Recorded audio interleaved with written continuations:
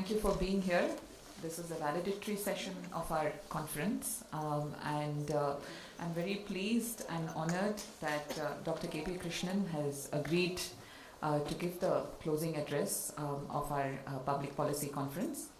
Dr. K.P. Krishnan is an IAS officer of the 1983 batch and has economics degree from St. Stephen's College and law at the Campus Law Center at University of Delhi, and his PhD in economics from IIM Bangalore. So for us this is also extra special because we claim him as our own.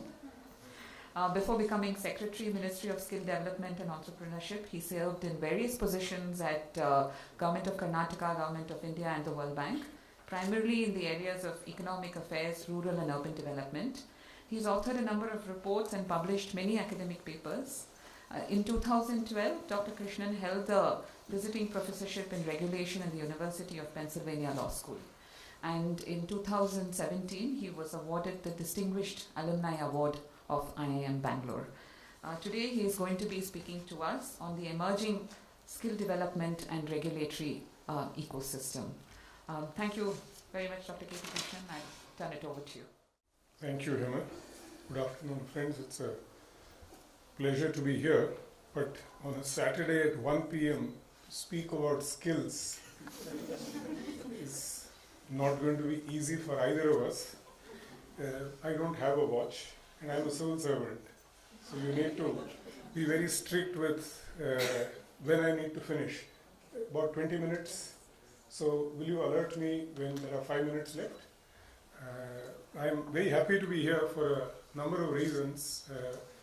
Reason number one, that Hema mentioned, I'm an alumni, very fond memories and associations with IIM Bangalore, and particularly with the CPP. The CPP was being founded when I was at IIM, and I worked a lot with Professor Sen in actually making the first PGP-PP happen, and in fact co-taught a couple of courses with him because I was a PhD student then. So truly happy to be here. And another reason I'm happy CPP is here is that notwithstanding what a lot of us, including Professor Govind Rao and others, have been trying, you can't really make yourself heard in public policy unless you have a presence in Delhi. Unfortunate as it is. Therefore, I think it's important for voices like CPP, which typically are not the same voice that you hear from think tanks and institutions in Delhi, be present and be visible. I know it means a lot of effort, it's not easy, but I'm glad you're making it. I recall made an attempt earlier, but I think we should continue to be at it. And I've offered, when I came to IIM Bangalore, in whatever little manner I can, I'd be happy to help. And I think we need to plug in with institutions here, with a lot of agencies here, but I'm happy to see this development. What I'll try and do today is actually speak about skill development, less in terms of numbers, less in terms of schemes, but try and relate it to the essence of what you guys have been doing over the last 2 days. I couldn't come yesterday, but I attended a lot of the sessions this morning and thoroughly enjoyed them. Enjoyed your intervention, sir, on the Finance Commission, and truly enjoyed the courts-related discussion. It's an area of particular interest to me. I hope to engage with you, some of you at lunchtime, and I'm a great fan of your book. I know it by heart.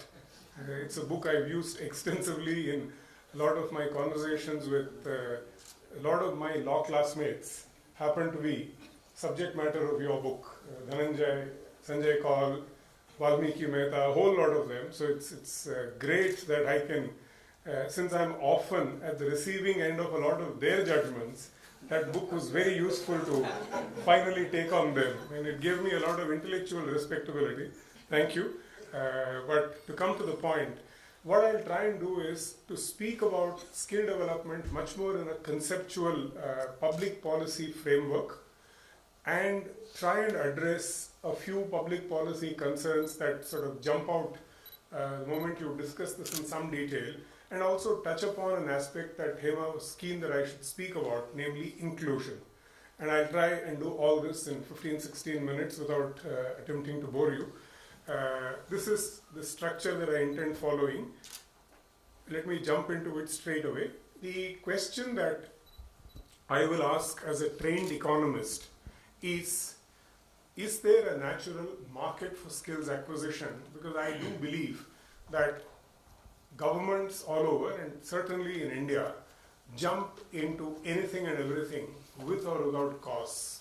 So is there, first of all, an economic case for a serious state intervention in skills acquisition? And if you look at the numbers, these numbers are indicative and they make the point, and let's not quibble about the sort of precise numbers.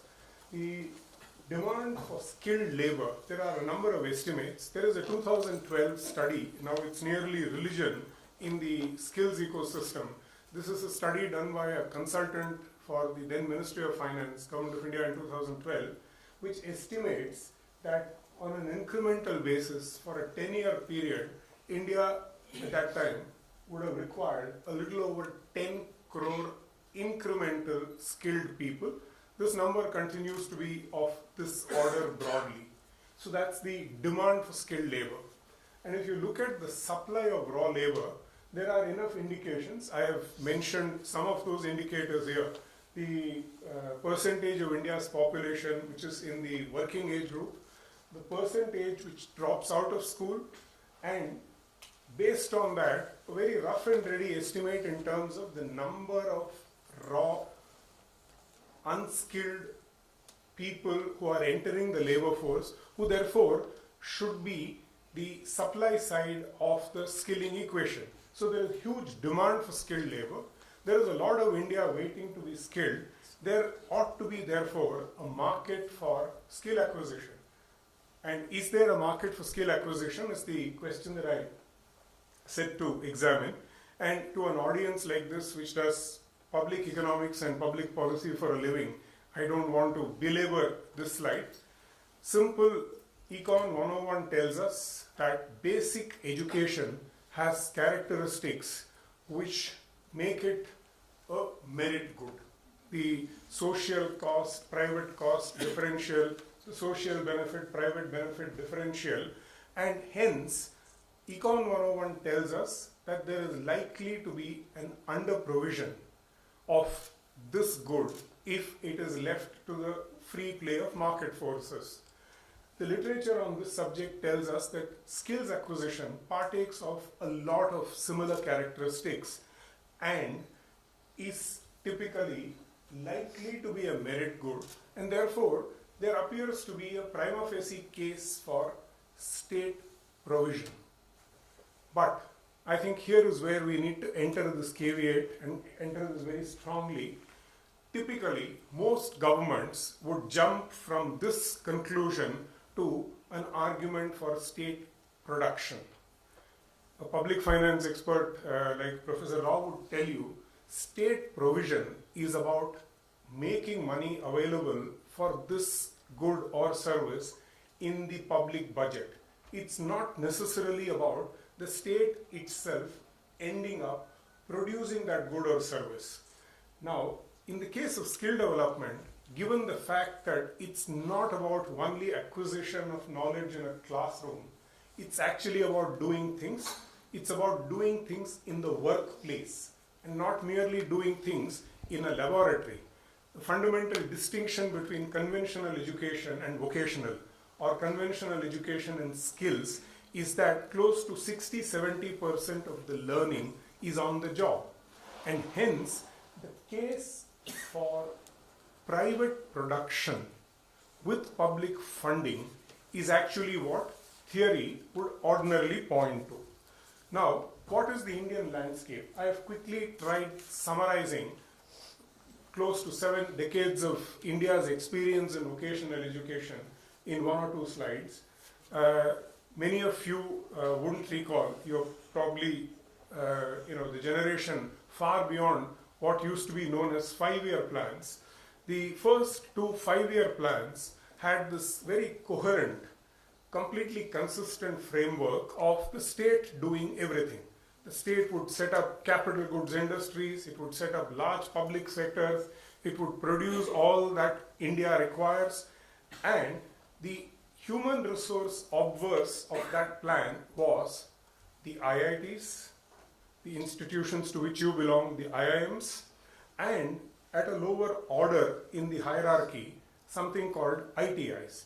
The IITs would produce engineers, the IIMs would produce managers, and the ITIs would produce shop floor supervisors and the technical or para-technical manpower. And if you look at the initial ITIs, almost all of them, without exception, would be located next to a large public sector entity or next to a large industrial estate, and they sort of existed in the same ecosystem. And today we have something like 14,000 plus. The jargon NCVT means National Council for Vocational Training. NCVT affiliated ITIs in India, and the numbers are, the division of this number is instructive. 84% of these ITIs are private, and mind you, you all come from an education sector background. India does not permit, either by legislation or by court interpretation, for-profit activity in any area of education, at least formally. In practice, what goes on is different, but the law is very clear.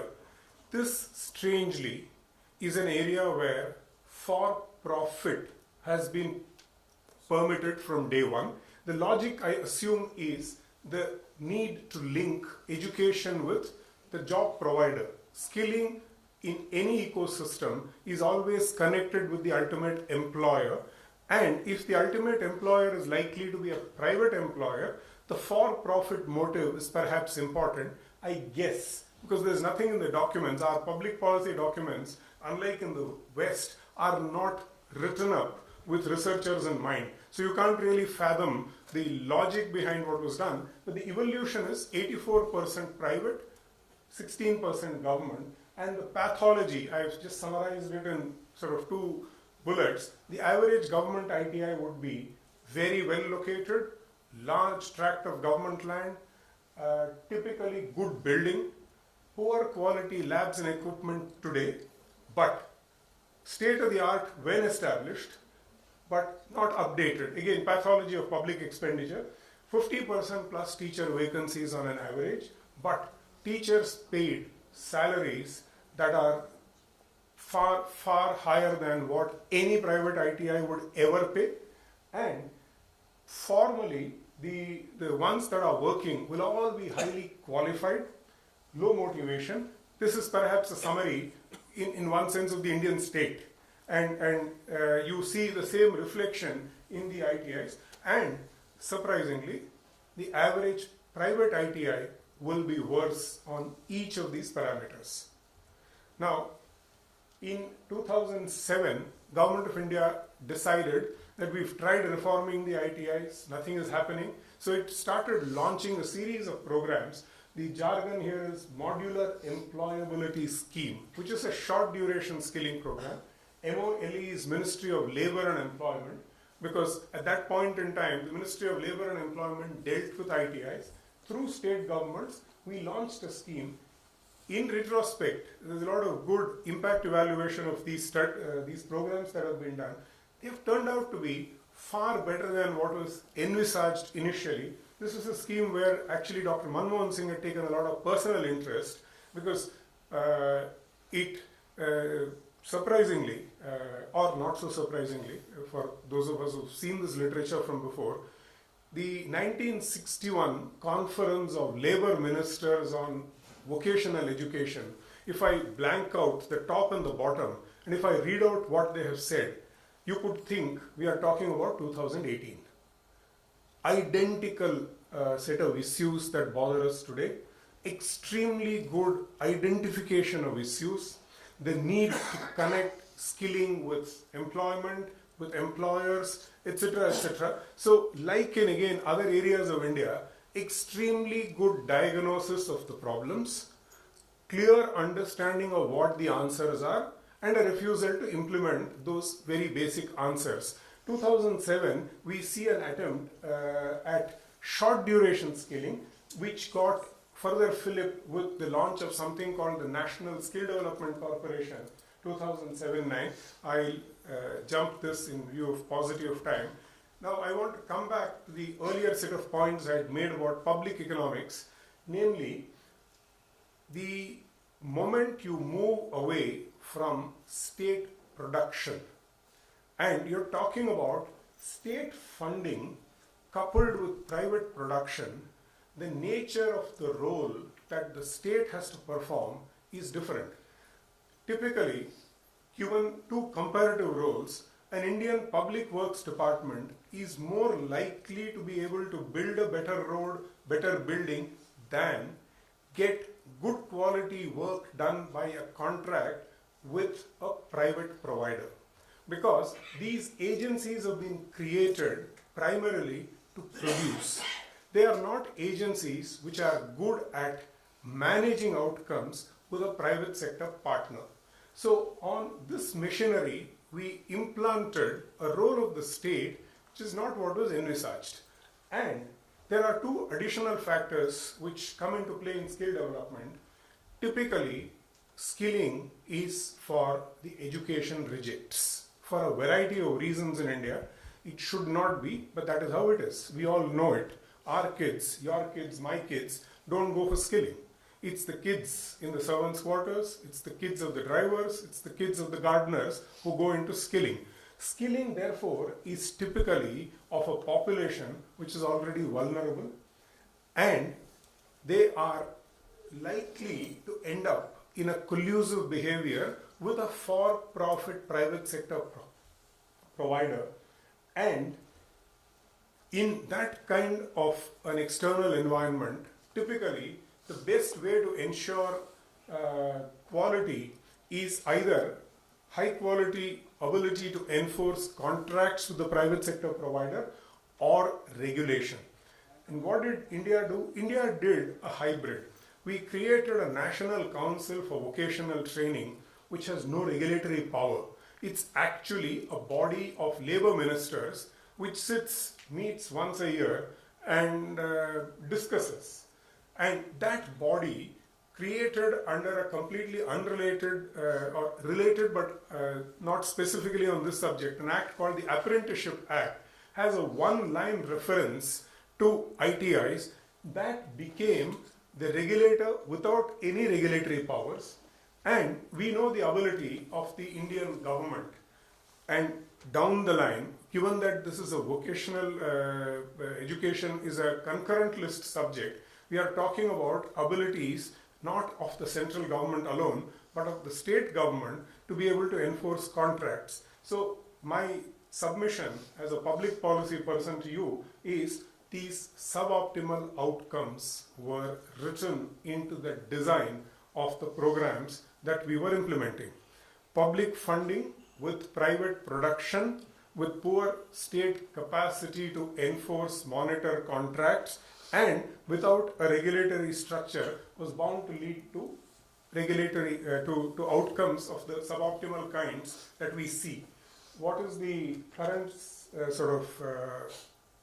programs? 2014, a new ministry, the ministry that I am now part of, called Skill Development gets created, basically amalgamating skill development programs and work and agencies in very many ministries, and primarily increase scale, enhance quality and employability, and making skills aspirational are the three major objectives of the Skill India program.